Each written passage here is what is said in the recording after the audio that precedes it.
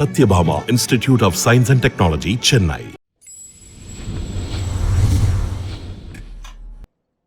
இந்திய கபடி அணியோடைய பயிற்சியாளராக இருக்கிறவங்க தான் கவிதா செல்வராஜ். இவங்க ரீசெண்டா ஒரு நிகழ்ச்சியில பிகில் படத்துல வந்த சிங்கப்பெண்ணை சாங் தான் எனக்கு பெரிய இன்ஸ்பிரேஷனா இருந்தது அப்படின்னு சொல்லி பேசியிருந்தாங்க. அந்த வீடியோ இப்போ பயங்கரமா வைரல் ஆயிட்டு இருக்கு. அதுக்குமே ஏஆர் ரஹ்மான் அவர்களும் அட்லி அவர்களும் ரீப்ளே பண்ணியிருக்காங்க. ஸோ அப்படி அந்த நிகழ்ச்சியில கவிதா செல்வராஜ் அவர்கள் என்ன பேசினாங்க அப்படின்னா, 2007 இருந்து 2010 வரைக்கும் இன்டர்நேஷனல் லெவல்ல கபடியில தங்க பதக்கம் நான் ஜெயிச்சிருக்கிறேன். இந்தியா முழுக்க கபடினாலே கவிதா தான் அப்படிங்கிற பேச்செல்லாம் நான் நிறையவே கேட்டிருக்கிறேன். ஆனா என்னோட மேரேஜுக்கு அப்புறம் இது எல்லாமே இல்லாம போயிட்டு என்னோட லைஃப் ரொம்பவே சாதாரணமா போய்கிட்டு இருந்தது. அதுக்கப்புறம் 2019 ஏஆர் ரஹ்மான் அவர்களுடைய இசையில சிங்கப்பெண்ணைங்கிற ஒரு சாங் வெளியானது. அது எனக்கு ரொம்ப பிடிச்சிருச்சு. முக்கியமா ரொம்ப நாள் கழிச்சு விளையாட்டு சம்பந்தப்பட்ட ஒரு படம் பார்த்தேன் அப்படின்னா அது பிகில் தான். தினமும் வீட்டில் எல்லாரும் தூங்கினதுக்கு அப்புறம் நிறைய அழுது இருக்கிறேன். நான் ஏன் இப்படிலாம் இருக்கிறேன், வீட்டில் சமைச்சிட்டு ஒரு சாதாரணமான பெண்ணா ஏன் வாழ்றேன் அப்படின்னு சொல்லி ரொம்ப நினைச்சிட்டே இருப்பேன். முக்கியமா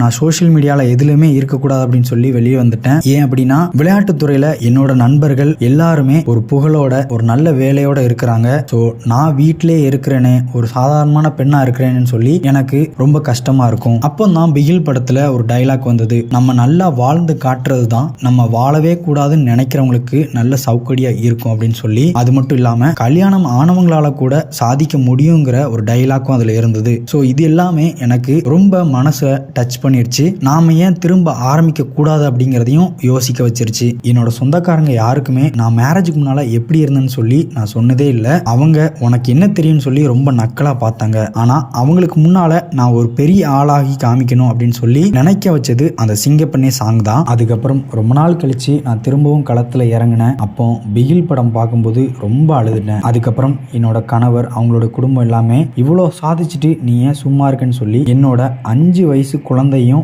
அவங்களே பார்த்துக்கிறேன்னு சொன்னாங்க.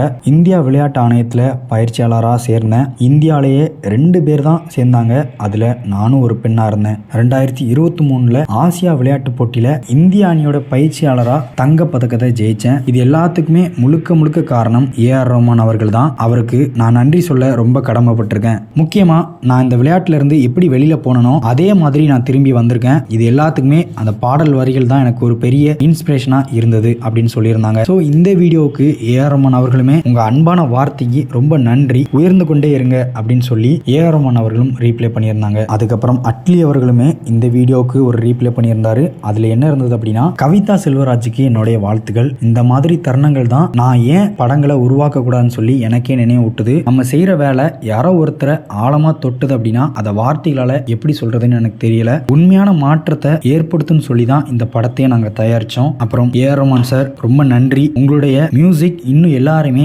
இன்ஸ்பயர் பண்ணிக்கிட்டே இருக்கணும் அப்படின்னு சொல்லிட்டு, நம்ம செம்மையா வாழ்ந்து காட்டுறது நம்ம வாழவே கூடாதுன்னு நினைக்கிறவங்களுக்கு கொடுக்குற பெரிய தண்டனை அப்படின்னு சொல்லி ரீப்ளே பண்ணியிருக்காரு. ஸோ இதை பார்க்கும்போது உங்களுக்கு என்ன தோணுதுன்னு சொல்லி கமெண்ட் பாக்ஸில் கமெண்ட் பண்ணுங்க. லிட்டில் டாக்ஸை சப்ஸ்கிரைப் பண்ணுங்க.